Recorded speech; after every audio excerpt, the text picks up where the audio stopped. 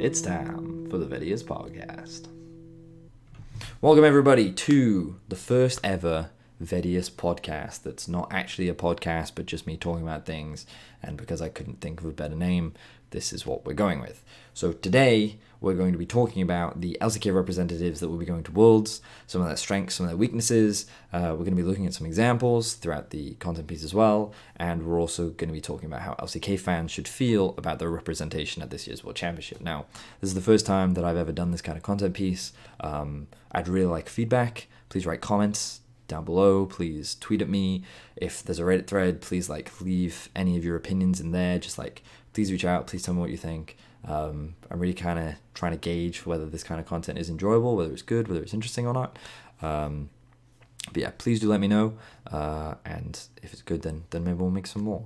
So without further ado, let's just jump straight into talking about the LCK. So the first thing I wanted to talk about was how I think that the LCK actually has some of the strongest representation from any of the regions in the jungle role and the mid lane role. I think the jungle is really stacked from the LCK. I think that they're sending Canyon, Tarzan, and Clid. Now, for those that don't know, Canyon is the jungler for Damwon, Tarzan is the jungler for Griffin, and Clid is the jungler for SKT. Now, all three of these junglers very strong in terms of the early game, and a lot of their decision making, their pathing often makes a lot of sense. They're very good at getting their team early game leads. On top of that, they're mechanically very, very good. In team fights, they're very effective, and they work exceptionally well with their mid laners, especially in the early game as well. This is where we transition nicely into talking about these mid laners. Showmaker, the mid laner for Damwon, Chovy, the mid laner for Griffin, and Faker, the mid laner for SKT. Now, these three mid laners are, in my opinion, the three best mid laners currently performing in the LCK. Now, in the playoffs, I'm sure many fans didn't really see a huge amount from Showmaker. To a degree, they may not have seen a huge amount from Chovy as well, even though I actually think that he played pretty well in the series overall. In my opinion, probably the best performing player in that series from Griffin. They still had very good regular seasons, and they have a very high ceiling with which they can play around. And I think that alongside Faker, who seems to be in form right now, I think that you have three very strong representatives for those two roles. And I think it's a really important role in the current meta as well. Mid-jungle's synergy is extremely important in being able to gain early advantages, be able to transition that pressure into side lanes as well. And I think the fact that LCK seem to have three incredibly strong duos is something that is just naturally worth respecting and taking into consideration. So wanted to make people aware of that, and they're just some players that you can watch out for as you go into the World Championships, especially if you haven't really heard much about them. We're going to be talking a lot more about them as we go through each of the teams, but I really just wanted to give them a quick shout out at the beginning. So let's jump into SKT, the LCK's first seed going into Worlds. Now, some of you may have seen my tweet that I made a while back when I was watching the Damwon versus SKT Best of 5. I talked about how I felt that I watched SKT just A-ramming it down mid lane for 10 minutes. I talked about how I think that they have exploitable weaknesses, and I talked a lot about, well, I say a lot about it, was a single tweet, right? There was no context in it whatsoever. But I talked about how I think the SKT are not getting punished. Now, I will talk a little bit more about that later on, but I think SKT is a team that has defined a style over many years. When the West was trying to perfect the art of playing the Korean style, it was much more about actually trying to play SKT style, because it was very controlled, it was very defensive, it was very much about slowly suffocating your enemy into not really being able to make a good decision without getting punished somewhere on the map. And I think that's very true today, but with some slight exceptions. So let's start off by talking about some of the team's biggest strengths.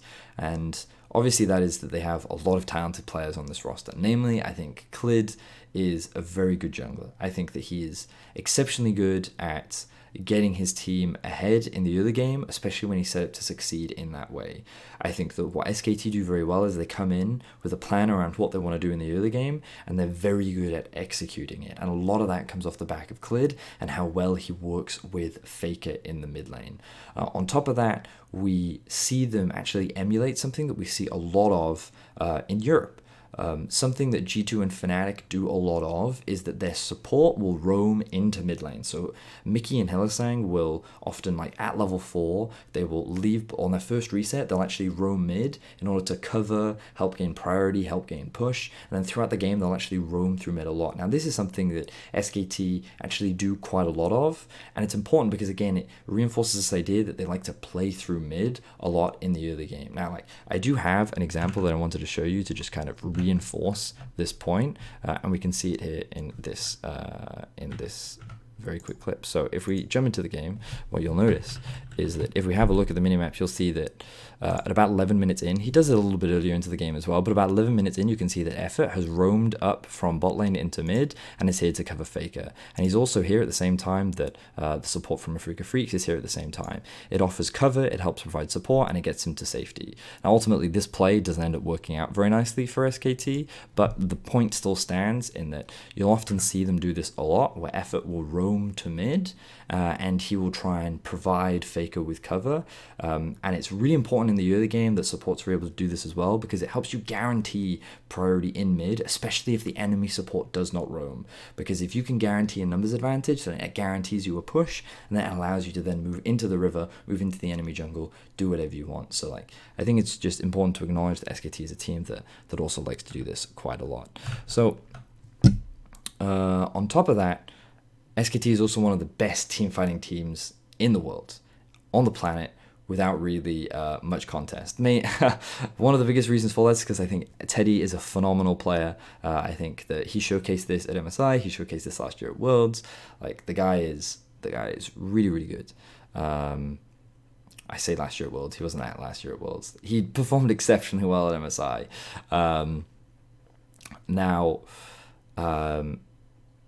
What I think is great about him is how well he works with Faker in setting up a lot of these team fights. And again, I have another example to showcase and like how good they actually are at playing these team fights and how good of a team SKT actually is when it comes to playing these team fights. So if we watch this team fight play out, you'll notice that SKT actually have priority on mid lane, right? Now, they don't actually have control over the bot side of their map, but what they can do is they have this little ward sitting here right behind. They also have all this vision coverage around river, and they have full control of the river for the time being. You'll also notice that Khan is sitting in base. They've hit a lot of their item spikes, so like Spirit Surgeon. They also have the Proto Belt completed on Vladimir with an Oblivion Orb, and like they are saying we feel strong and we also want to fight before aiming on Ezreal gets to a point where he becomes pretty much impossible to deal with. So he's not reached his big item spikes just yet. So this is a window that SKT want to try and force. So what they do is they start off the Drake. Now bear in mind this is only a Cloud Drake, and LCK have this weird obsession with fighting for Drake, so of course a freak can come and challenge them. They think they're in a good position because UCal can flank and a freak can come from the front, but of course the teleport comes in, SKT are able to find a flank, and they're able to get a huge team fight win over a freak. And now the important thing to note here is that the fight comes across as quite close because the gold even is quite close, but this team fight ends up breaking the game open for SKT and gives them a lot more control over the map, allowing them to then extend their lead and, you know, gaining a bigger advantage. And this is something that you will see a lot from the LCK teams in particular, and in particular SKT, because they're a team that is very good at creating these opportunities, setting up for these team fights, and then actually making the team fights happen and then executing upon them. And again, a lot of it comes off the back of like Teddy's great playmaking, the coordination as a team, and just overall their team fighting is just very, very, very, very good. And you'll often see them utilize objectives like Drake as an objective. They will very often fight around, and it's just something that you always have to respect against SKT. Very good team fighting team. Now, the other big thing that I think is one of the biggest strengths of SKT that doesn't, that actually I think it does get talked a fair amount. Papa Smithy talked a lot about it at MSI this year, which was that SKT have this tendency to get better over time. And I think one of the scariest things about them, like we even saw it in this playoffs, when you compare their Afrika series in the beginning of playoffs to the Griffin one, you can genuinely see like a lot of growth being made in the team and how they execute these fights and like a lot of the decision making. And like in game 2 of this series as well, like they actually played through split pushing, so they didn't just win through team fighting. And I feel like that SKT is a team that when put under pressure is very good at evolving and growing. And that is something that many teams have to be aware of, because When we get into the weaknesses and when we start to talk about SKT, if these are not properly punished and if SKT is not shut down, they'll only get better and stronger the more they get to practice and scrim and play on stage and all these other factors that come in when it comes to actually playing in an international tournament. So I think it's one of their biggest strengths, their ability to ramp up over time, and that's what I think is what makes SKT a very scary team. So to kind of summarize, they have a lot of great players. I think that their early game planning is very good. I think that their team fighting is exceptional. You know that 9 times out of 10 when they're starting a team fight, they're starting it for a reason, and their setup is normally very good. And I also think that this team gradually gets better over time. So you can see like a lot of good strengths for LCK. Now, let's talk a little bit about some of the weaknesses that I have observed when it comes to SKT. So for me, one of the biggest problems for SKT is they seem to have an over-reliance on team fighting.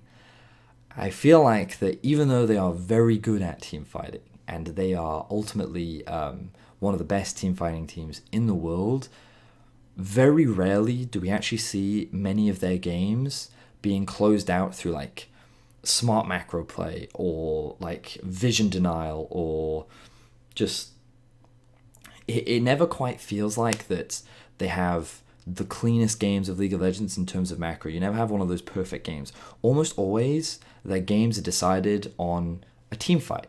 And again, I have like a couple of examples to try and demonstrate this, where like if we look at game 1, SKT versus Griffin, you'll see that in this game, so if we just kind of set the scene a little bit, you'll notice that I'll let it run for a little bit before we just actually set it for the team fight. So you'll notice that they actually have a 6k gold lead, 5.5, 6k gold lead at 32 minutes. They have an overwhelming tower advantage. They've even managed to break into the base, right? Yet they don't have full vision control over enemy top side. Like there's a lot of dancing around in the mid lane, and the game is ultimately decided by this team fight that you're about to see. Right now, it is Griffin that initiates it, and the team fight itself makes a lot of sense for SKT. For them to take this, again, they get a great flank coming in from behind, and this showcases once again why SKT are an excellent team fighting team. But it also showcases that this team often utilizes team fights in order to end their games. And okay, sure, this is just one example where they use the team fight in order to close out the game. Fine. Is that really the best representation? Well, the thing is, this isn't the only example. There are a number of examples of situations like this, and sometimes it can really hurt them. So this is one of my favorite examples when they actually played up against the likes of Africa in the first series of the playoffs. Now, if we have a quick look at the map state, you can see that SKT overwhelmingly ahead, right? Baron spawns in 45 seconds. All SKT really need to do is just wait for Baron, and they can then set up around the objective and they can take it for free. They have bot inhibitor, the map is in their favor. It's very difficult for Africa to really come back into this game. But what do SKT do? Well, what Teddy does is he finds an opportunity to land his W onto aiming. He knows that Khan is flanking up. And again, they see this opportunity and they think, we can make this happen. 4 versus 3, they can get a huge teamfight win. They find a kill. Now, again, on paper, this teamfight makes sense. The problem with committing to this teamfight is if they do not win this teamfight, because of the position that Africa is in, they can reset, come back out onto the map, and it actually then makes it difficult for SKT to end the game. So we watch this fight, and we can see like, okay, so it's going pretty well. You know that they have to commit because they've already invested all these resources. Effort starts to get low, right? Okay, they still find the kill. Things are looking great. Like if we speed through this, we can see like SKT is still like trying to force these team fights, trying to overforce. They're now diving onto the enemy nexus. And now they're trying to end the game. And like in this situation, they should probably just reset and look to take the Baron. But again, they feel like, okay, we have a 10k gold lead. We can try and force this. But now what ends up happening is SKT realize they've overcommitted. They've tried to force a fight too hard. Effort ends up dying. And now Africa can actually go do the Baron. And now they have an opportunity back into the game. Now, of course, the gold deficit is so big that this Baron doesn't actually cost SKT very much. They're still able to win out in the game in the very end. But this is the second example that I showed you. And like, there are a number of examples, like you can find a bunch of them throughout the playoffs where like SKT have an easier option, SKT have a safer option, but instead they choose to team fight. And the reason why I think this is a weakness is ultimately that it gives teams opportunities to come back into games in the same way that Afrika found an opportunity in this game. And so that's why I consider it something that SKT have to be very careful of and very conscious of, because there are really good teams in the world that are very good at team fighting and can look to out team fight you. And if it's like your only reliance on win condition, then it's something that can hinder you and hurt you when trying to compete at the World Championship. Now, again, something about SKT is like they play a very defensive style, right? And they also typically draft in a way that allows them to, more often than not, have a greater scaling comp. They usually build around towards team fighting as well. And in theory, if you are always the team that has better scaling and the stronger team fighting later into the game, then you're going to win team fights regardless at a certain point anyway. So in theory, it's not a bad strategy. And in theory, it can work out. And to be fair, throughout playoffs, we never really saw SKT lose by running this strategy either. They have a lot of early game aggressive teams that can look to try and punish this style, but none of them were successfully able to do it. So in theory, the idea of just scaling, being patient, waiting to get to a point where you can then just win team fights and then you just force a bunch and you just keep winning them and then you end the game, maybe that's not the worst way. The way I see it is I feel that it is punishable and that there were teams in the LCK that did not play to their full potential and therefore did not successfully punish it, but that doesn't mean that my perspective is the right one. I just think that SKT do have a bit of an over-reliance on trying to team fight, and I think that that is something that could ultimately hurt them, as we did see in that example versus Afrika. And I think there are a couple other examples, like I actually have another one here that I prepped. Like I actually have the example of them versus Damwon, and the so this is my point, right? So this then comes back to the tweet and what I was watching. So if we swap over to this, so if we actually go back all the way to about 20 minutes, right, you'll actually see that SKT have about a 3k gold lead. They have 5 kills up. And what happens for the next 10 minutes is just a lot of back and forth. A lot of the waves just trading back and forth over and over and over again. Like, again, if we jump forward another 4 minutes, you can see SKT found a kill, great, but the goal difference is still about the same. No additional towers have been taken. No real pressure has been set up. And again, they found a pretty good punish here, and you can see in the replay, but this is what I mean by SKT play very defensive, very like stable. And like, to be fair, like their comp scales up, their comp scales well, right? There's nothing wrong with this ultimately, because like they know that they'll get to a point where like they can probably win team fights anyway, and they're going to outscale their opposition. But like my concern comes from the windows of opportunity that it opens up. The fact that you rely on team fights is the impression that I get from SKT, can be considered a bit of a one-dimensional style and something that you have to just be careful of. And I think like it was around here. Was it around here? So so SKT tried to force a fight again onto Damwon. They didn't properly set up around the Baron, as you can see. Like they have no real vision control. They tried to force a fight onto Damwon like around here. So like as Damwon is trying to gain access into the river and clear out this vision, this is when they get engaged around. Of course, it's Braum Sejuani, they immediately disengage. They're not able to find a fight. And now SKT, they used a bunch of their ultimates. And now Damwon actually have access to the Baron. And Damwon can actually start this Baron up. And Damwon is in a position to actually threaten SKT. And then, initially it looks quite bad, but then, Damwon find a kill. And then afterwards, they'll find another kill. And again, like this is the point that I'm trying to reinforce here, is that SKT's style of play, which is the more slow, the more controlled, the more approach towards trying to team fight, I think is not inherently wrong. And if you draft in a certain way and you're good at playing defensive, then like you're going to get to a point where you'll always win team fights. And to be fair, that happens a lot for SKT over in the LCK anyway. I just think that against certain teams, it can be exploited and it can be punished. So for me, it's a bit of a weakness for SKT. I like to see them develop a couple more styles, and to be fair to them, we did see them play a 1-3-1 against Griffin in Game 2 in that best of 5 final. It was a really well played game, very well executed setup, and I liked it a lot.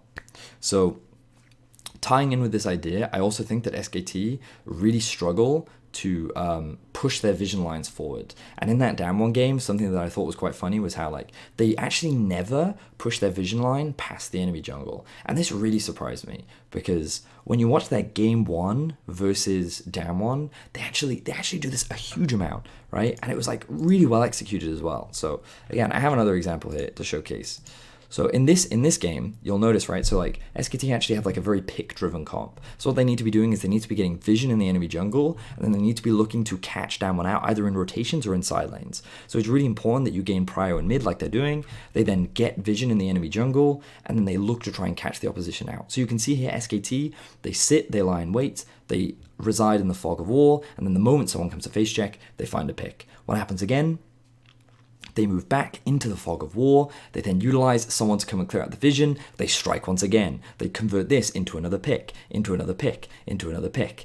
And you sit there and you think, damn, this is really good from SKT. This is really clean. I like this a lot. I think this is really strong. And like, this is why, at first I wasn't going to mention this, but then like, this is actually one of the few times that you actually see them doing this, because more often than not, they don't play towards this style. They're much more geared towards playing a pick-centric, a teamfight-centric style, where they choose not to force deep vision. Instead, they will allow their opposition to come to these objectives so they can then try and force these fights.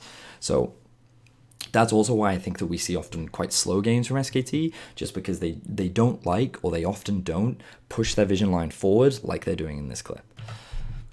So yeah, that addresses some of the weaknesses that I think SKT have. And again, like I do think that they are a team that also gets better. And one of the things is that, as I mentioned earlier, their style was never actually challenged in the LCK. In the playoffs, Damwon didn't show up, Sandbox didn't show up, Griffin showed up for one game, and that was it. And I feel like that this team is yet to be pushed, and their style is yet to be threatened. So why change it? Why bother? It works. It wins you games. And it may work at the World Championship as well. I don't actually know, because I haven't really seen what it looks like when Damwon is playing in full gear, and they are the best team, in my opinion, to like deal. That's also why I predicted Damwon to win that series 3-1.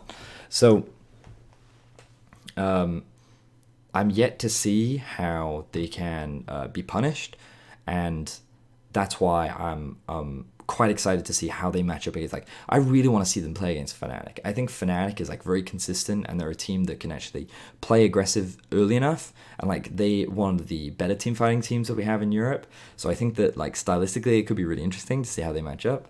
But the reality is I don't know if SKT's way of playing the game is the best, or if it's just not properly exploited. There are arguments on both sides. Like I hope that I was able to like point to some of them, even though I consider their like over-reliance on teamfighting to be a weakness. There are many arguments to suggest that why it's not a weakness. You know, this defensive playstyle is not necessarily bad, nor do I think that it is gonna like, you know, ruin their chances of Worlds. I just think that we're yet to see a team successfully punish them. And you could argue that that's because SKT is very good at denying that ability, or you could argue that teams are not good enough at that particular strategy in order to shut them down. Which is why I think that it's you know, it's open to debate. You can openly decide which one you think is better. But that's why I'm really excited to see them match up against EU and LPL, because I think their styles is quite different, and they're very confident in those play styles up against the likes of SKT as well. But yeah, I think like overall SKT is like a very solid team. We've seen a lot of really positive, a lot of really strong things come out from them. As I mentioned, they're like really stacked in terms of talent. They are exceptional team fighters. Their setups and their decision making is often very good. And I think that they are a team worth respecting. And right now I would rate them as like one of the favorites for the World Championship. You know, like they're definitely top 3 to be competing for the very least World Final. So I'm really excited to see how stylistically they match up. So I'm going to have a very quick drink of water. All right. So let's now jump into Damwon. Now you may be wondering, why am I not doing Griffin? So Damwon, I already mentioned them a lot when we were talking about SKT, but also there's just a lot more footage about Damwon than there is about Griffin. And I'll talk a little bit about Griffin at the end, but basically I have a lot of opinions on Damwon. Now Damwon is the 3rd seed going into Worlds. They qualified by having a very intense best of 5 against the likes of Kingzone, and in my opinion it should have either been a 3-1 or a 3-0 for Damwon, but They ended up with a terrible Baron throw, and we'll talk a little bit about that, but that's also just like who Damwon is as a team. So their strengths. What is Damwon good at? Well, for me, they are a very opportunistic team.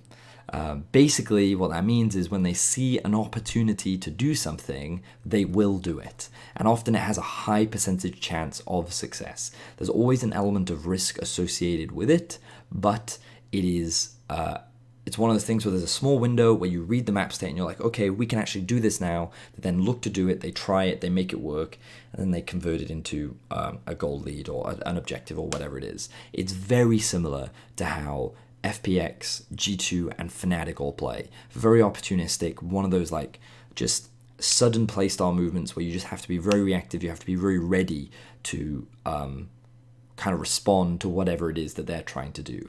And the best example of this is their Game 5 versus Kingzone. So I really wanted to showcase this, excuse me, because I think that it is a great representation of what Damwon is like as a team. I think I actually need to go back to the beginning of the clip. Wait, now I'm at the wrong... Yeah, so we need this tower up. Yeah, okay. So what you'll see here is that they will... So you'll notice that Damwon already have a pretty good early game lead, right? So now they're playing around top side. They want to secure top tower. Canyon stole the Shen ult away, so he's going to ult up onto Showmaker, and they're going to look to play towards top, right? Immediately, Kingzone are looking to make a cross-map play. They move towards bot. Now, instead, they prioritize going for the kill rather than for the tower, which means that they don't end up trading objectives. Now, of course, what this means is that Damwon have a tempo advantage. So they then use Canyon and Beryl to then rotate through the jungle. They have the Aatrox push in top, and they start rotating towards me because they want to threaten this tower, right? So they know they have time and they have an opportunity to push onto this tower, so they don't waste it. So then they see Akali actually sticks around a little bit too long. Now, in my opinion, if you compare this to the likes of an SKT, they might disengage from this tower, they might just choose to reset. They're like, okay, we're happy with the top tower that we got, we can catch the bot wave once that tower gets taken, we're all good. But no, what Damwon's like is, okay, if you approach us, we're just going to dive you. So of course, what happens? They dive them. They then get that kill, they then take the tower. They also then see that Camille is still bot. So they're like, okay, let's not waste any time, let's keep pushing. Lucian was just spotted top lane, we can keep going. So they then keep pushing this wave, and now off the back of that single play, they converted into 3 towers at 16 minutes. Their gold lead is now 7k. Like, this is a great example of seeing a small opportunity and just blowing it out of proportion. And it caught Kingzone completely off guard. They weren't ready for it, right?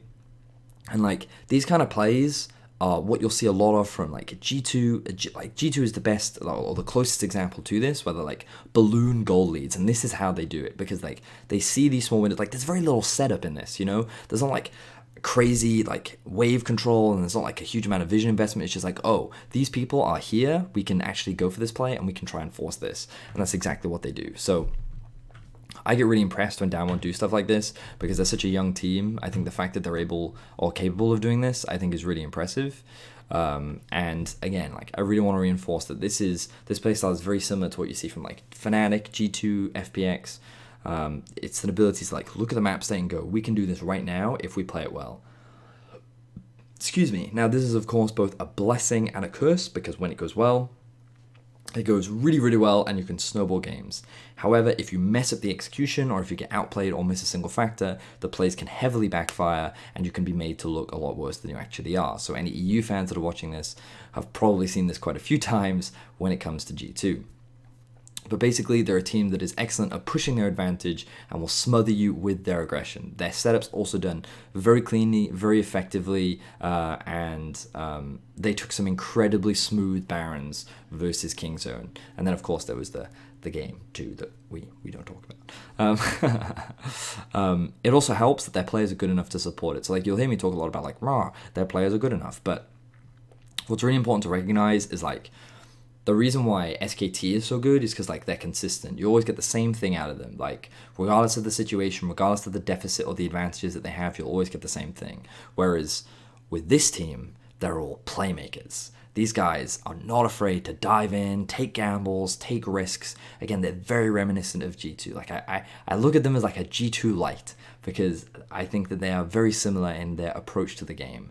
And funnily enough, the players that resemble each other the most are the supports. Beryl, in my opinion, is like, he's so good. He's such a good player. Mechanically, he just does so many things well. He doesn't roam as much as I would like him to. More often than not, his team actually roams towards him, but he is the main initiator of his team. He sets up so many individual plays. He has saved games. Like, I don't know if any of you saw Rift Rivals, but like, this guy was popping off on his Alistair, and like, he is an incredibly good player. Like, mechanically, he's just, and he does some like really crazy stuff. So Beryl, definitely a support that you want to watch out for, especially if he gets his hands on Alistair. Canyon, the jungler, is also a very early game focused jungler. He really likes to get his team ahead, regardless of what champion he's on. So like Sejuani, he still goes for like level 3, level 4 ganks. He's really active on the map. He loves to play around, like, in particular his bot side of the map. But he also likes to work a lot with his mid laner. And some of the pathing and decision making that he does is also really smart. And I also had like, I think I had another example of this. Yeah. So I had an example. So I wanted to show you this, which is what Canyon did. And like, I talked about it earlier on, and how I said, like, I think Canyon is a really good jungler. So here we see Cuz, right? Basically, Kingzone killed themselves, right? They tried to do a delayed invade onto Canyon. He's playing Silas. You understand why they're doing it, but their execution fumbled, and so things went wrong, right? Now, what Canyon does, after getting level 2 and knowing that Cuz is only level 1 right now, right, is he goes from his blue into wolves, and he goes straight to Krugs. Why does he go to Krugs? Because what he's doing is he's communicating with Nuguri that he wants to Nuguri, I apologize if I screw up the pronunciation, but he's talking to his top laner. He's saying, I want us to set up a dive. I think we can do it, because Cuz is not going to be in a position to answer, and I'm going to hit level 3 so we can kill him. Can you do it? So, right, so he starts building up a wave, right? He doesn't actually know where Cuz is. He doesn't have any information. Cuz could be bot side, Cuz could be top side, he doesn't know. All he cares about is getting level 3. So what Cannon's going to do is he's going to get level 3. Maybe he wants to steal the blue buff, but the point is that he's coming top to try and set up a gank for his top laner. Then, of course, he's going to stumble upon enemy jungler. He's going to be like, oh, well, okay, fine. I'll easily take this play. I'll force this one out. And then he's in a position to set up for the dive. Now, of course, Rascal is level 3, but it doesn't matter. Level 4 Nuguri. And they find a very clean kill. And like, what he does with the lead that he gets is just very cool to see. This was very smart. It was like quick thinking Silas path thing, because like, this is very unconventional for a Silas path. This is not normally what you see. Normally you'll see like full clears or like full topside clear into base, because like early clear is typically very weak, but he knew the difference in like levels. He saw, again, an opportunity, and he knew that he could create a play up topside, and now he gets Ryze ahead. And now the fact that Ryze has an advantage in this 1v1 means that this matchup is now like heavily in the favor of the Ryze, and this Kennen is really going to struggle. So like, just some of that decision making is really good, and again, like, opportunity. You're gonna hear me say that a word and repeat it a lot, because like, this is just how I see this team. Like, they constantly look at the map and they constantly like, okay, where can we do something? Where can we make a play? What opportunities is available to us? And they make it happen. So I think that Canyon is really good, and something that you'll see a lot when they play as well is Canyon and Showmaker will work together in order to dive bot. And so again, I have another example from the down 1 versus Kingzone game once again, and it was in game 5 actually. So that same game that I was showing you a little bit earlier on. But basically they wait, was it a dive? But they do this thing where they always like look to roam bot lane. They roam bot lane so much, right? And so I have the clip here, right? So what you'll notice is so this wasn't actually the play that I wanted to show you, but it's still a good example. So you'll see, again, look at how every time they gain priority, both the mid laner and the jungler work together in order to look for roam spot. Now, of course, they found a 2v2 kill, but even if they didn't, this wave was big enough that they would have set up the dive and they would have found a kill. So this is something you'll see down 1 do a lot, and it happens a lot in the early game as well. Now, in part, that does make them, a little bit predictable, but we'll get into that in a second. So basically, the core strengths of down 1, they are very opportunistic, very playmaking, very playmakey. They are very proactive, and when they get a lead, they're very good at snowballing it because, like, again, they're constantly reading the map state and they're looking, what can we do next? What can we do next? What can we do next? And they're always trying to force the next play as soon as possible. And more often than not, they make it work because the mechanical skill level of this team is very high. So they're like, I call them a G2 light, and the reason why I call them G2 light is because they don't have the same flexibility in their drafts. So something you will see a lot in their drafts is Alistair Kai'Sa bot lane. You will see this pretty much every game. I think Nuclear has something like, he has like a 9-1 record on Kai'Sa, right? This split. They play this a lot. He is a very playmake heavy support player, and Nuclear will play AD carries that are like relatively safe and scale pretty well. Excuse me. So they're pretty predictable in like what you can expect, especially down from the bot lane. And Showmaker will usually I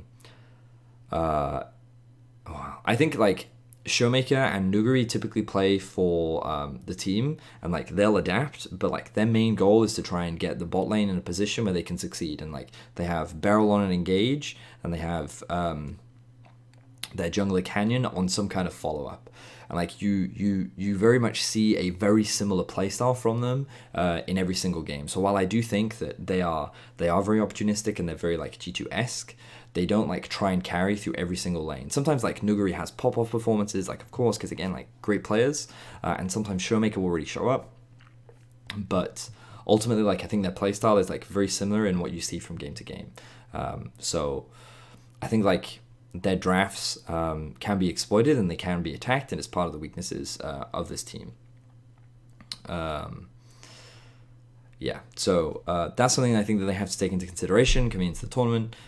Also, like their playstyle, like this opportunistic playstyle, is also like very high risk, high reward, as we see with G2, we see it with Fnatic, you'll see it with FPX as well, where like they take these opportunistic plays that could go wrong. Like and in that replay that we saw earlier, where they set up the dive into mid lane, the risk is that they're setting up a dive, and if they fail to factor in like, what if Shen has ultimate? Like he didn't, they knew that, but what if Shen is actually closer to the wave than we thought? What if such and such is in a position where they can counter? Like if something goes wrong, that play could end up backfiring horribly.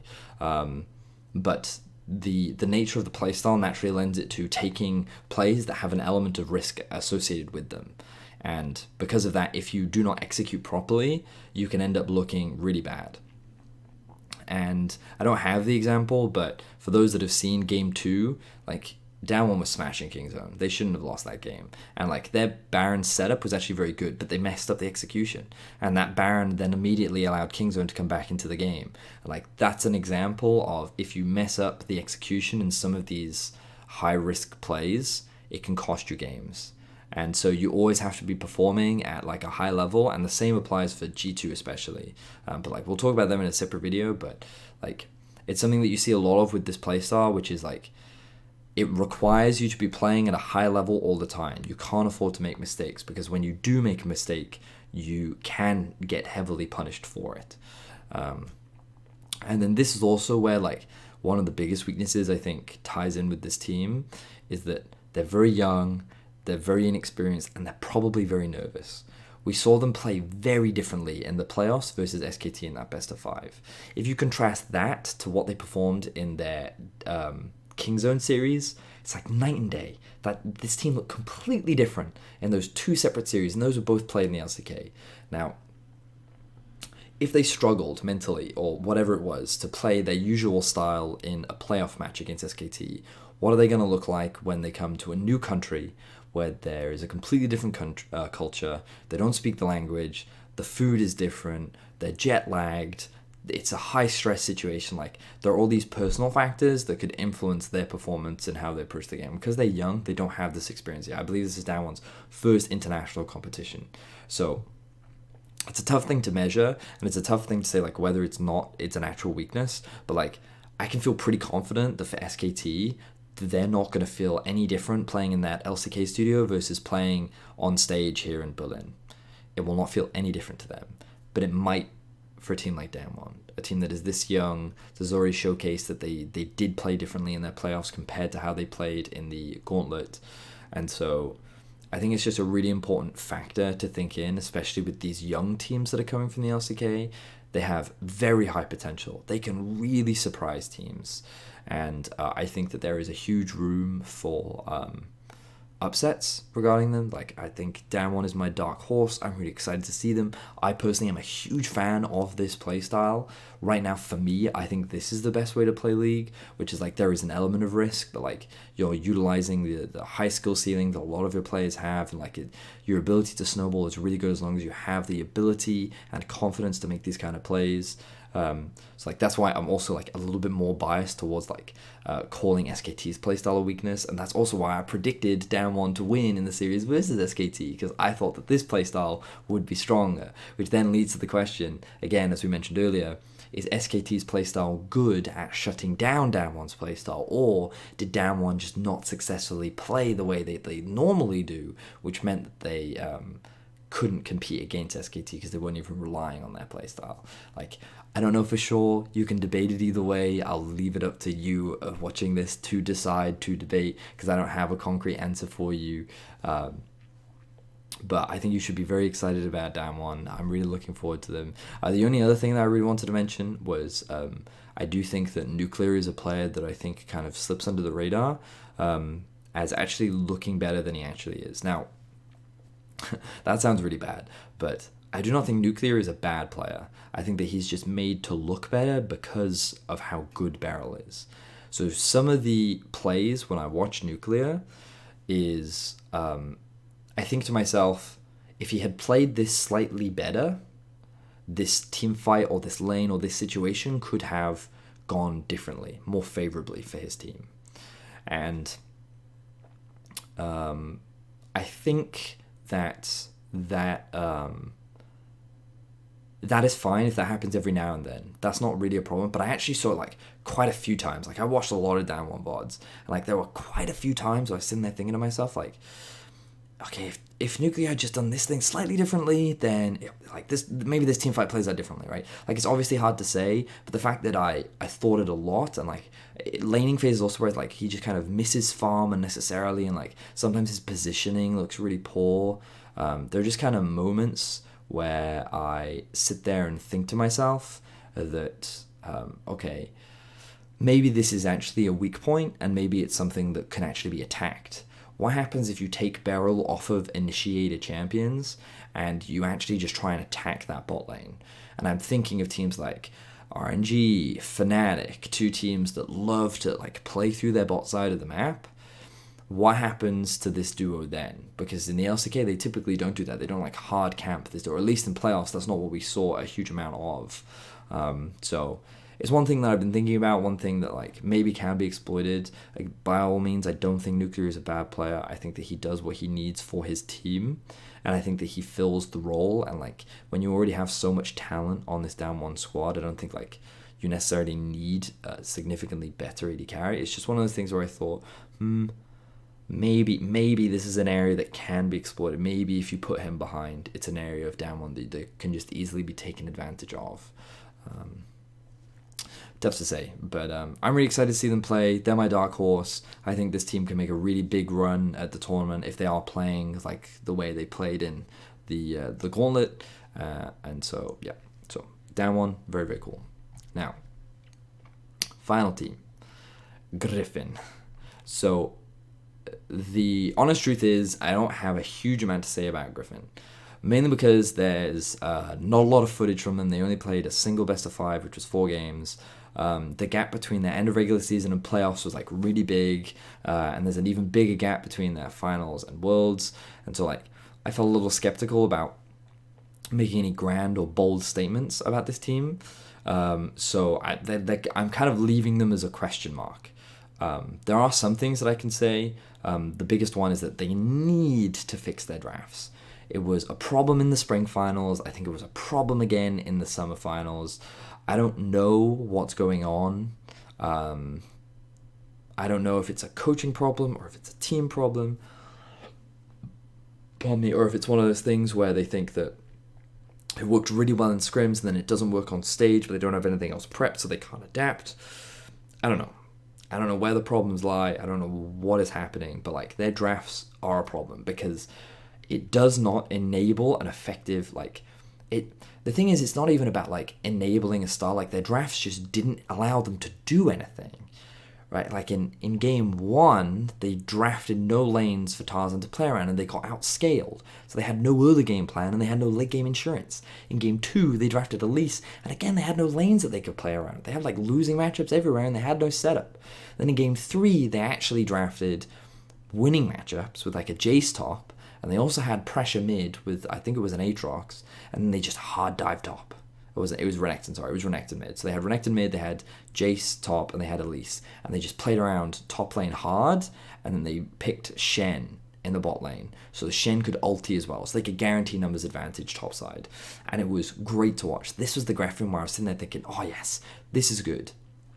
When they actually get to have some kind of early game plan, look at how effective they are at actually executing it. So why don't they draft more like this? Why do they not like actually enable their solo laners more? Why do they not give themselves a draft where they can set up Chovy for success? Because like this guy's so good. He's so talented.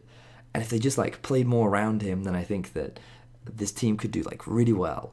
But it's hard to say because like they just don't perform. And like I don't really agree with this idea that they were choking. I really just think that their draft did not give them any options. In the same way that like in spring they needed to get an early game lead bot and then they couldn't, right? SKT had found a strategy of shutting it down. I think it was Ezreal Brawl that they used to shut down the strategy, and then they just tried it again and they couldn't do it again. And so it feels to me like Griffin have great fundamentals. They have, once again, like mechanically really, really talented players across the boards. I think that they manage their waves really well when they have a lead. They utilize vision really well. They position themselves to succeed when they have an advantage. But they haven't like showcased it in playoff situations or important games. So like Down 1 is a big question mark for me. I don't really know what to expect from Down 1. On top of that, like, similar thing to Griffin, sorry. I don't know what to expect from Griffin. Like, the same thing, the reason why I'm mentioning Down 1 is because, like, I think the same thing applies. Young team, new environment. This is the first international event. You don't know how it'll affect them. If we do think that, like, their performance gets affected when they're nervous and scared, then... if we do think that that's a problem, then moving to a new country, playing in a different country, playing on a different stage, the home crowd is not going to be in your favor. The Europeans, I mean, like, usually the Europeans are very supportive of all teams, but if you're playing an EU team, that crowd is not on your side. Like, there's a lot of things that could potentially factor here, and I wonder whether or not we will actually see Griffin show up. So, like, Griffin is a big question mark for me. I wish I could have more strong opinions, but I kind of feel like I need to see a little bit more gameplay, a little bit more footage from them in order to believe in them just yet. So yeah, I'm not gonna say anything concrete about Griffin. I think that, like, as I mentioned, their drafts, I really want to see them changed. I think that if they better enable their solo laners, then they can look really, really strong. And I think that the team has a huge amount of potential. They can be very strong, and they can be very scary at Worlds, and they can. But will they is ultimately the big debate. So yeah, that's all the teams. All in all, I do feel like that LCK fans can be pretty happy. I think that they've got some really talented players representing them at Worlds. I think there's a great combination of styles. I think, like, you have the two contrasting of Down 1 and SKT, and I feel like Griffin falls somewhere in the middle. And I think that it's really healthy because we're getting to see some new stuff. Like, the biggest concern I think LCK fans should have is, like, whether or not the rookies will actually show up. They didn't show up in playoffs. Will they show up at Worlds? I really hope so, because I want to see Down 1 play at, like, max level, and I want to see them, like, I really want to see them play against G2. I think it'll be really fun, really chaotic, really messy, but it'll be, like, some fun League of Legends. And then, like, what does SKT also look like when they're pushed?